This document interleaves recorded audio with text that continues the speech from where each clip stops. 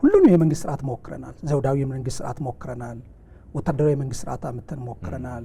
ከዛም ደግሞ ቀጥሎ ያለው አሁን ዲሞክራሲን ኤክሰርሳይዝ እያደረግን ነው፣ እየተለማመድን ነው። ዓለም አቀፍ የፖለቲካ ፓርቲዎች ስታንዳርድ አለ።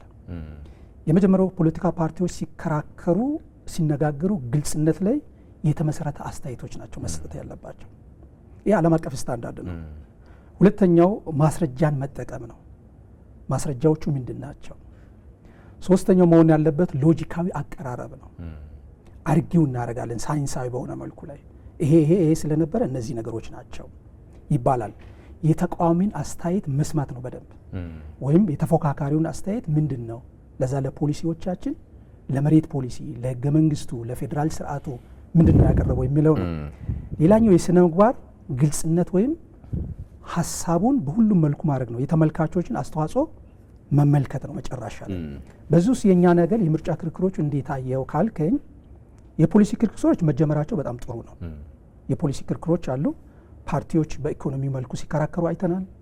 በዲሞክራሲ ስርዓት ላይ በመንግስታዊ አወቃቀሩ ላይ እኔ ፌዴራሊዝም የመንግስት ስርዓት አከናውናለሁ ይላል። ፌዴራሊዝሙን ደግሞ አነሳና ይተቻል።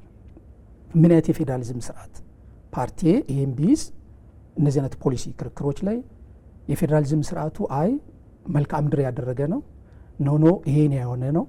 ከዛ በኋላ ደግሞ የዚህ አይነት የመንግስት በተለይ በዋናነት በእኛ ሀገር ላይ የማንስማማባቸው ነጥቦች ላይ የህገ መንግስቱ ላይ ትርጓሜው ላይ ይነሳል። ህገ መንግስቱ ማን ይተርጉመው? ብዙ ሀገሮች ኮንስቲቱሽናል ኮርት አላቸው። ሁለተኞቹ አንዳንዶቹ ሱፕሪም ኮርቱ ይተረጉማል።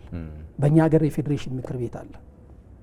ቻይናና እኛ ነን እንደዚህ አይነት ክርክር የምናከናው። ሌሎቹ ግን ብራዚልም እንደዛ አይነት ተሞክሮ ነበር ትታለች። የዚህ አይነት ፖሊሲ ክርክሮችን ያከናውናሉ። ስለ መብት ይነሳል። ይሄ አንደኛ ደረጃ መብት፣ ሁለተኛ ደረጃ፣ ሶስተኛ ደረጃ መብት የሚባሉት አንደኛ ደረጃ መብት የሚባለው በዓለም አቀፍ ስታንዳርድ ሰብአዊና ለሲቪሎችና ፖለቲከኞች የሚሰጠው መብት ነው። እሱ ላይ በደንብ ክርክሮች አሉ። ለሲቪሎች የሚሰጥ መብት አለ እንደዚህ። ሁለተኛ ደረጃ መብት የሚባለው ይሄ ማህበራዊና ኢኮኖሚያዊ መብት የሚባለው ነው። ሶስተኛ ደረጃ መብት የሚባለው የእድገትና የሰላም መብቶች ናቸው። እዚህ አካባቢ ክርክሮችን ለመታዘብ ሞክሬያለሁ። ሰላምና ደህንነት ጉዳይ ይነሳል። ኢትዮጵያ አሁን ያለችበትን ጉዳይ አንስተው በዛ ጉዳይ ላይ የመከራከሩ ነገር አለ።